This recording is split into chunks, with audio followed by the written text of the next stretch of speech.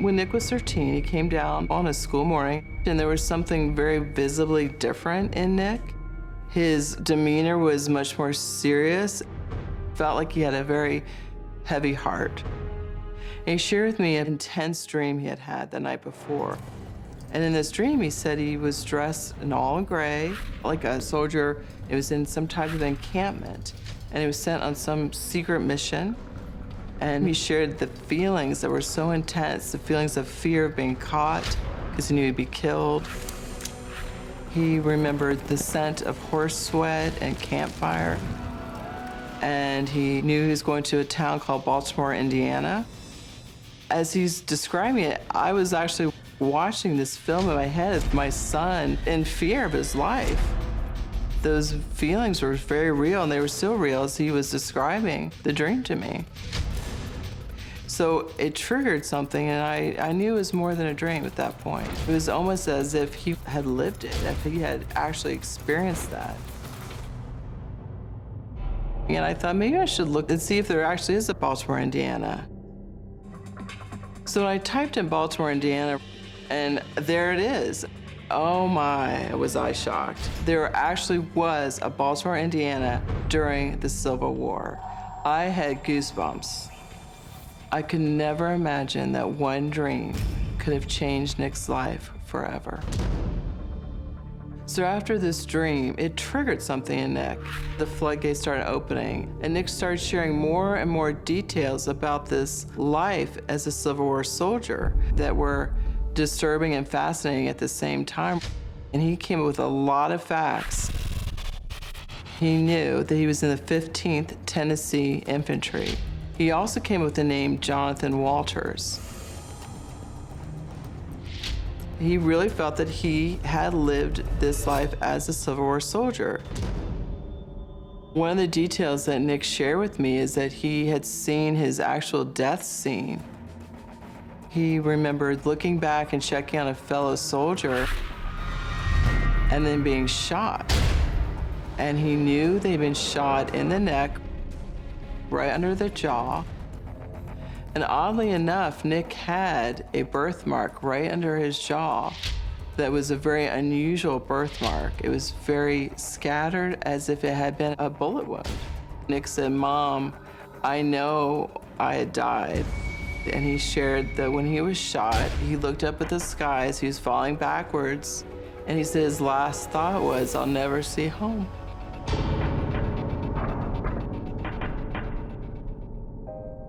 As Nick's mom, it's so upsetting to hear your son describe his death. And as a mom, I wanted to reach out and wrap my arms around him. But all you can do is tell him it'll be okay. I felt that Nick had such a strong connection with this soldier that it was our responsibility to find out about his life and see how it connected to Nick today. We felt that we absolutely had to support this research and support him in finding out who Jonathan Walter was for his own self-esteem, because Nick was so focused on this, and it took his mind off of other things in his life that weren't as positive.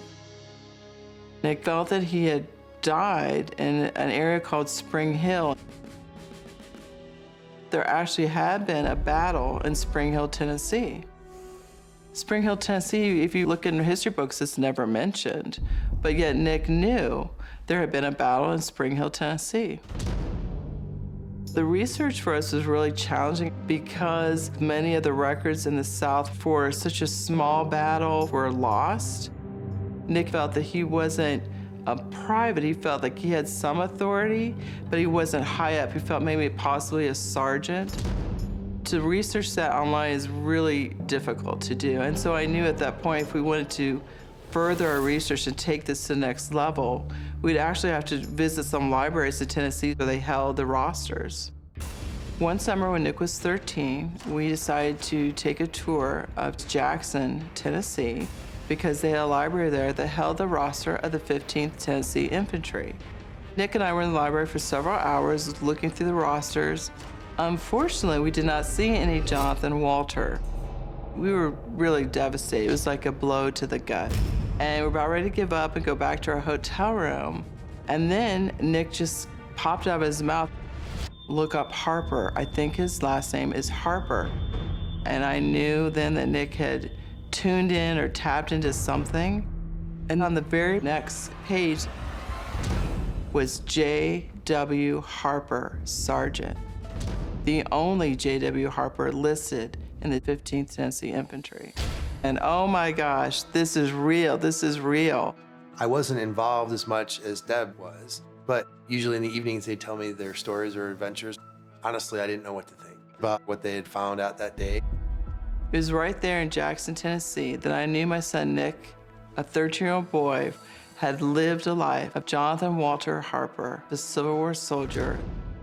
And it was real. It was right there in front of me. It hit me.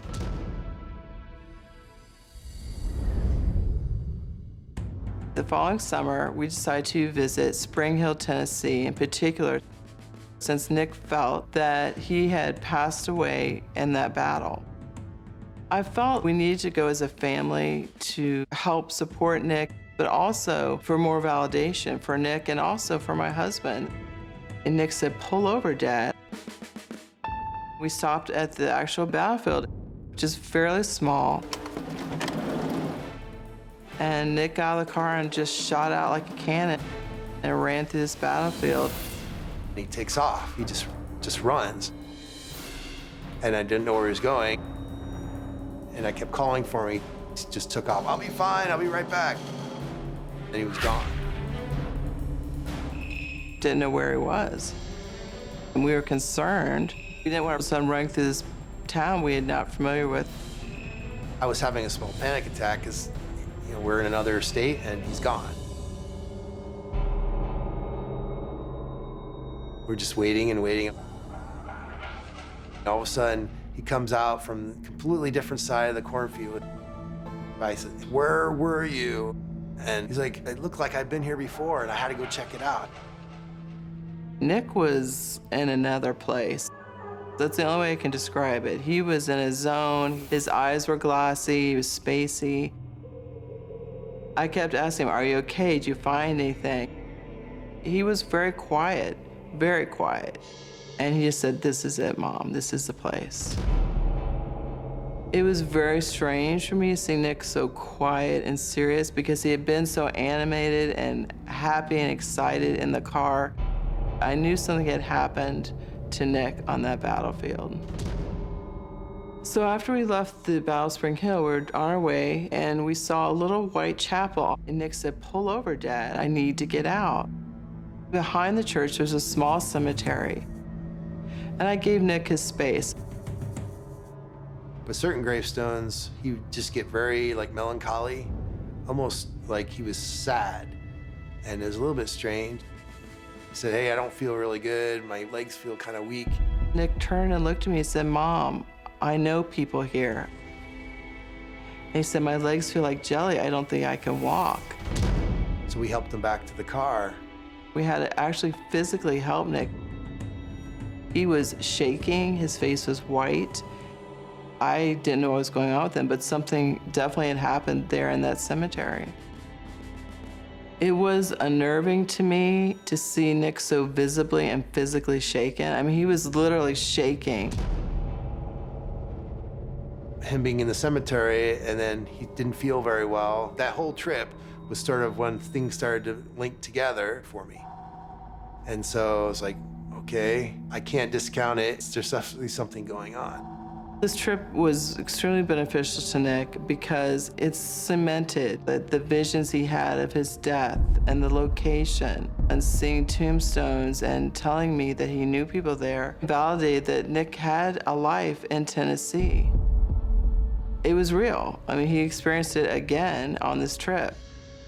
But now it's time for Nick to disconnect from John Walter Harper and to move on with his life. I'm really not sure what is going to happen next.